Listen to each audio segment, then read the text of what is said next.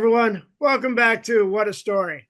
Today's guest is a friend of mine named Ric Alexendre. So, Ric, what got you into comedy? Midlife crisis, basically. That totally makes sense. I've wanted to do it for a long time, and I was just terrified of stage fright, or terrified of being on stage, rather, just like severe stage fright. And then my wife and my oldest daughter actually started working at Fear Farm, and that was like way out of their comfort zone. So I kind of looked at them, and I'm like, well, shit, if they're, you know, pushing their boundaries, like maybe I should push mine. And whew, those first couple shows were wow. That's why I have no hair now. I started with comedy with hair. But yeah, basically just a midlife crisis, something I always wanted to do. And I said, you know what, God damn it, let's do it. That's cool. I mean, I know a lot of people want to, and the first open mic or first time hitting the stage is the scariest. But I'm thinking, like, you're feeling comfortable now. I've seen you very relaxed on stage. I'm good at faking it, apparently. I'm relaxed enough I could do what I gotta do, but I still have the nerves. Oh, okay. I'll know that next time I book you to Yeah, make sure watch you out for know. the nervous guy. Yeah, it's just like make sure he's okay. Hold his hand, walk him up on stage, give him a little pat on the head. You'll be okay. I was talking to another comic last week, and I don't want to drop their name just in case they don't want to know or want Yeah. anybody to know. She says that she's been doing comedy for some time, and she's still before every show, almost every show, she throws up before. She's so scared. I When she gets up there, she's good, things are flowing, she's in it, but like the ramping up, ooh, she does not like that. me, I'm the opposite of nervous. I'm anxious and like, okay, yeah, okay. First comment for me. Hurry up, wrap up. Let's go. Let's go. I want to get on stage. Let's go. Yeah. And if I yawn, like, just like yawn before I hit the stage, I know it's going to be a good set because I'm relaxed.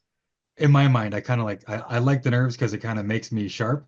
Mm-hmm. The trouble is, especially in some like the longer shows where you feel the crowd is building and building and building, and then somebody kills the crowd before your set, or you kind of want to get on there while everybody's hot. Yes. That's that's stressful. All right. Well, I think it's time you tell us a story. Um, yeah, well, I guess it should be about how I met my wife. That was kind of like the biggest thing that happened in my life anyway, so it seems like it'd make a good story. Um, we met as people do now online.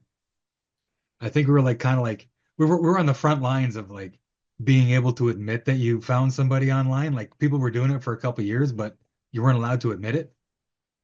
But yeah, we met online. We went on a coffee date, then another coffee date, and then a real date.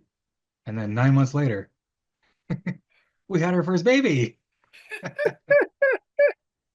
I kind of paraphrasing there, but that's basically how it went. We beat just about every odd there is to be here today, if that makes sense. We met online, which a lot of time, well, nowadays works a little bit more because that's kind of commonplace, but back the mid 2000s, that wasn't the case. Relationships like that never lasted. And then got her pregnant right away. That kind of stuff never lasts. Um, she had a decent job. I did not have a decent job. That kind of stuff doesn't last. And yeah, just about everything that was supposed to go right didn't, but we ended up in the right place, if that makes sense. So it kind of makes me feel like, whenever somebody's saying, well, how'd you do? I've had a couple of people ask me, what's the key to a successful marriage? I'm like, I don't fucking know. Like, I'm winging it, man. Like, well, how'd it work for you? I'm like, well, we did this, that was wrong. We did this, that was wrong. We did this, that, but I don't know. All's well that ends well. And how And did now, you like we started, I got the three kids, we got the dogs, got comedy. Life is good. Oh, Together for 19. okay. And you tell your daughter about the story.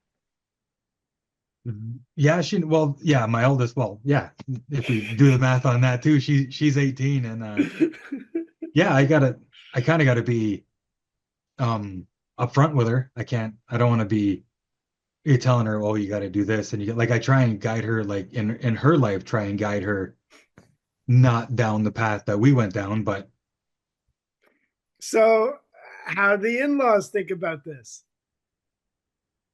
they the in-laws handled it properly, I think. My mother-in-law, she hugged me and congratulated me, but there was some apprehension. And my father-in-law he kind of gave us the silent treatment for a couple days, which is fair. Oddly enough, on my mom's side of my family, everybody was happy for me. I'm like, what are you people happy about? Like, I just destroyed my life and somebody else's, thinking that's what I did at the time.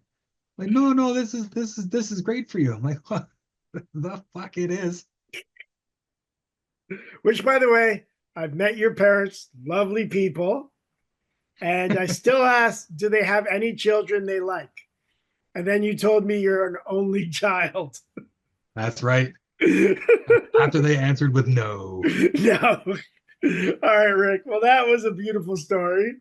And what would you say to young couples out there um, who are struggling?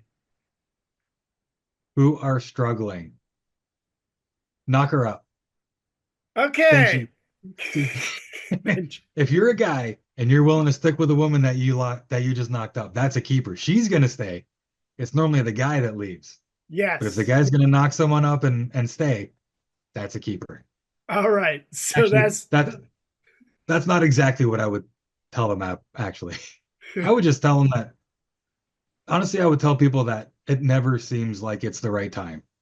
yeah. Have you heard people like, oh, we want to have kids, but we want to get our careers, or we want to buy a house, but we gotta, make some money. It's never the right time. It's never gonna be the right time. It kind of has to be like the best time you can make it. That's cool. That's good God advice. damn, that sounded good when I said it. Yes, it did. All right. So, Rick, if anybody wanted to find you on the internet and stalk you, what's your socials? My socials, just Ric Alexander on Facebook, Ric Alexander Comedy on Instagram.